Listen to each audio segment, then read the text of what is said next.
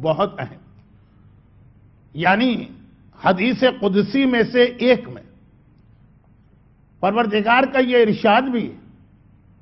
کہ سارا سال میرا بندہ دعا کرنے کے بعد یہ انتظار کرتا ہے کہ میں اس کی حاجت پوری کروں، اور یہ رمضان کی کچھ راتیں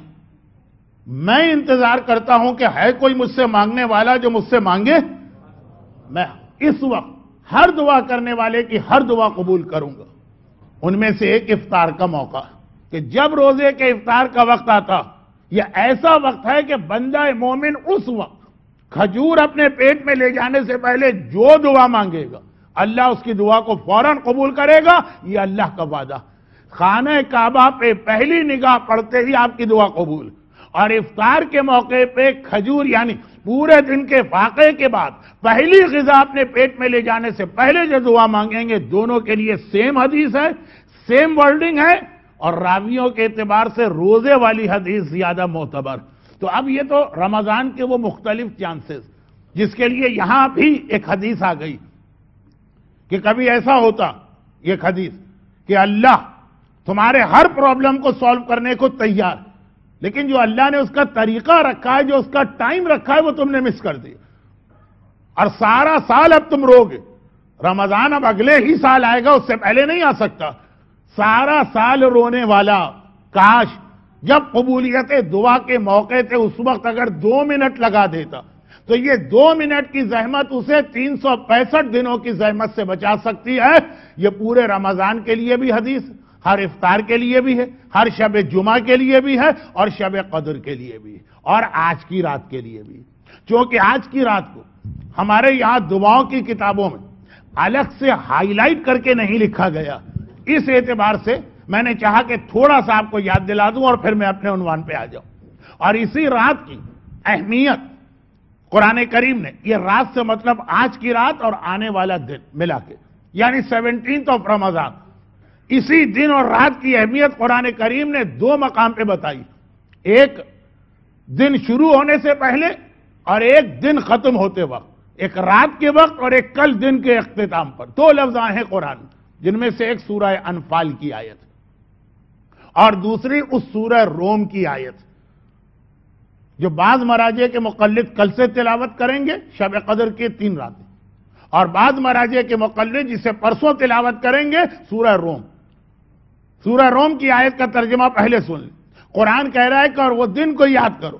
جس دن سارے مومنین خوشی منا رہے تھے اور عید سیلیبریٹ کر رہے تھے۔ یفرح المومنون، فرحت میں تھے، خوشی میں تھے، سیلیبریشن تھا صاحبان ایمان پر، بے نصر اللہ، کیونکہ اللہ کی مدد آ گئی تھی،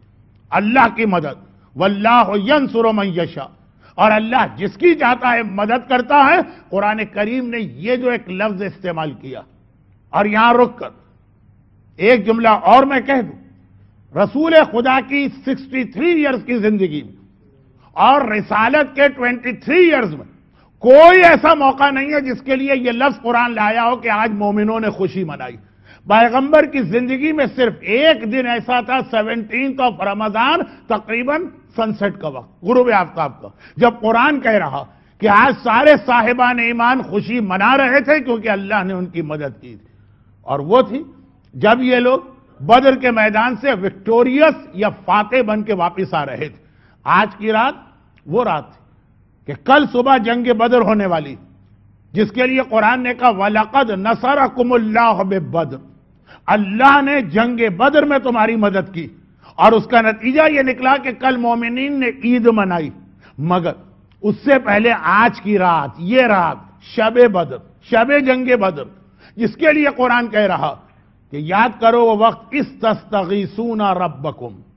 آج کی رات تم اپنے پروردگار کی بارگاہ میں گڑ گڑا کے دعا مانگ رہے تھے، استغاثہ کر رہے تھے، آج تمہیں اللہ کی نصرت و مدد چاہیے تھی، اور اچھا آیت پوری کر لوں، فاستجاب لکم، تو اللہ نے آج کی رات تمہارے اس استغاثے کو قبول کیا اور تمہاری دعا کو قبول کیا۔ اور بدر کی رات جو تھی، یہ وہ دعا تھی جو معصوم نے بتایا کہ دعا میں اتنی طاقت بھی ہے کہ ناممکن ممکن ہو جاتا، مردہ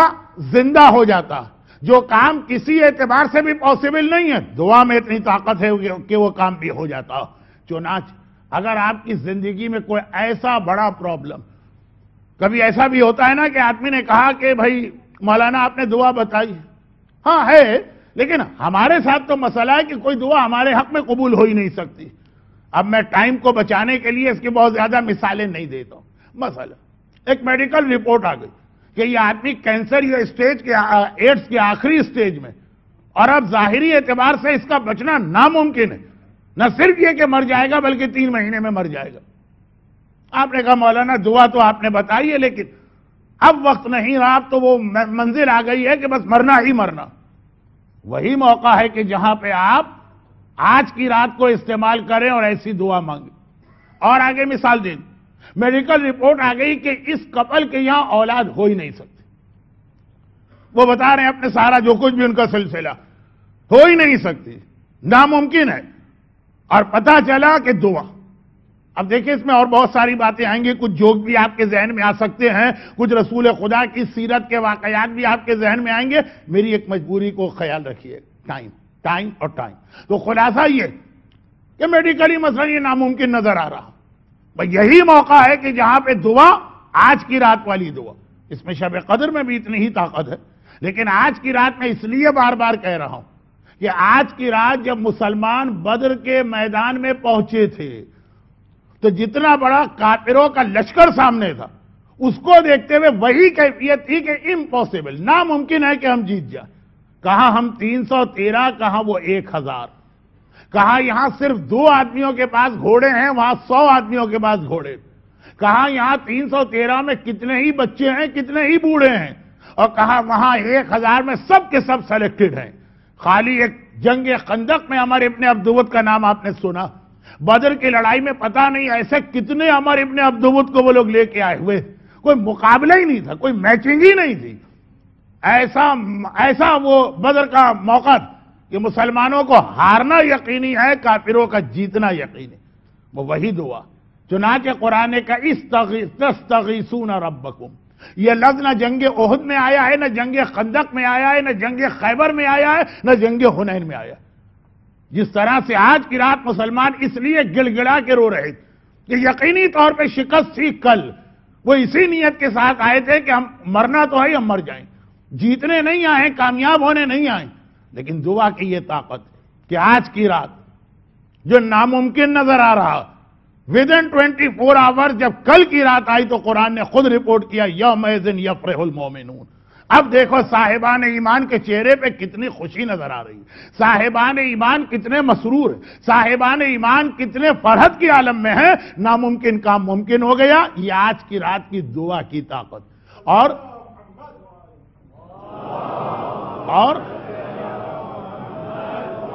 خاص رسول خدا کے خیمے میں جا کے دیکھیے آپ، کربلا میں آقا حسین کے خیمے میں شب عاشور جائیے، وہاں ساری رات عبادت، یعنی نماز ہے، قیام ہے، قعود ہے، قرات. اور آج کی رات رسول خدا کے خیمے میں جائیے، ساری رات پیغمبر کے ہاتھ پھیلے ہوئے ہیں، آسمان کی جانب چہرہ بلند ہے، آنکھوں سے آنسو جاری ہے، گڑ گڑا کے اللہ کا رسول خصوصی دعا کر رہا ہے کہ خدا بندہ یہ مٹھی بھر مسلمان اگر یہ بھی ختم ہو گئے تو پھر تیرا نام لینے والا اس دنیا میں کوئی نہ ہوگا. تو آج کی رات کی اس فضیلت اور اہمیت کو اپنے ذہن میں رکھیے. پھر اس کے علاوہ اس کے اور بہت سارے پیغام، لیکن چونکہ پوری دنیا میں اور پھر ایک بار حالات پھر واپس بدلیں اور خراب ہو گئے، پوری دنیا میں اس وقت جہاں جہاں آپ جائیں گے مومن ہو کہ مومنہ، کوئی اولاد کے حوالے سے پریشان ہے، کوئی روزگار کے حوالے سے پریشان، کوئی بیماریوں کے حوالے سے پریشان، کسی پہ قرضے بہت چڑھے ہوئے، کسی کے لیے اپنے بچوں کے لیے عزت و آبرو کے ساتھ 2 وقت کی روٹی یہ مہیا کرنا مشکل ہو رہا، کہیں پہ زندگی کا کوئی تحفظ نہیں ہے، کہیں غرض یہ کہ کوئی ایسا علاقہ نہیں ملا. میں بہت احتیاط کے ساتھ، کیونکہ میں خود ڈرتا ہوں کہ اگر تفصیل میں چلا گیا تو پھر ایک مرتبہ آپ کو کمپلین ہوگی کہ مولانا نے لمبی تقریر کر دی، بہت احتیاط کے ساتھ، کہ حتیٰ یہ کہ دنیا کے وہ علاقے جہاں آج سے چند سال پہلے جانا مومن سمجھتا تھا کہ اس نے گویا سب سے بڑی کامیابی حاصل کر لی، یہاں پہ ہم پہنچ گئے، اب ہمیں کسی قسم کا کوئی مسئلہ نہیں. وہاں کی حالت بھی اس وقت ایسی ہے کہ آپ حضرات مجھ سے بہتر اخبارات اور ٹیلی ویژن، ای میل، میڈیا سے قریب، تو کوئی علاقہ ایسا نہیں جہاں صاحبان ایمان پریشانیوں میں مبتلا نہ ہو۔ پھر یہ موقع ضائع کرنے والے نہیں، چاہے وہ رمضان کا ہر روزہ ہو، چاہے وہ شب قدر کے اعمال ہو، اور چاہے خاص طور پر آج کی رات۔ آج کی رات پہ بار بار میں اس لیے زور دے رہا ہوں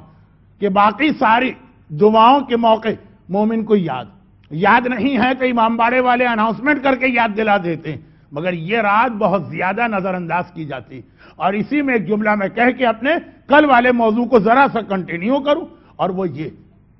اور یہی وہ رات جس کے اختتام پر وہ جنگ بدر ہوئی، جسے شاید ہم اور آپ بھی بھول کے بیٹھے۔ اہل بیت کے دشمنوں نے جنگ بدر کو کبھی نہیں بھلایا، چنانچہ دعائے ندبہ کا بھی یہ جملہ ہے، احقاد البدریہ، اے آقا حسین، بلکہ ایک طرح سے دعائے ندبہ میں تو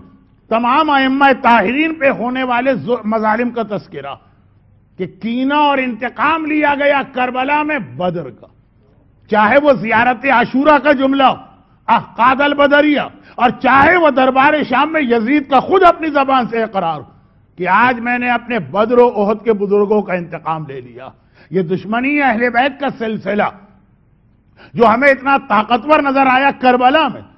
اس کے اندر بدر آج کی رات کی بہت زیادہ اہمیت۔ تو ایک جانب یہ رات دعا کی رات، اور ایسی دعا کہ جو آپ کے اعتبار سے ناممکن کام، مولانا اس میں دعا کیا کرے، کیسے اس میں دعا کریں، اس دعا کا فائدہ کیا؟ وہ آج کی رات 313 1000 کا مقابلہ کر ہی نہیں سکتے تھے، لیکن کیا، اور اتنی بڑی کامیابی کے ساتھ کیا۔ اور ساتھ ساتھ آج کی رات یہ یاد رکھنے کی رات بھی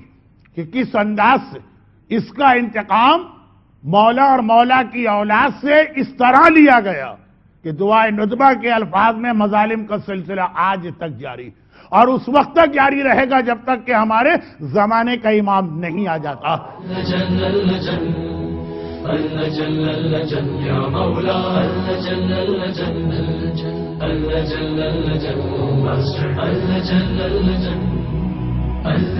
يا صاحب السماء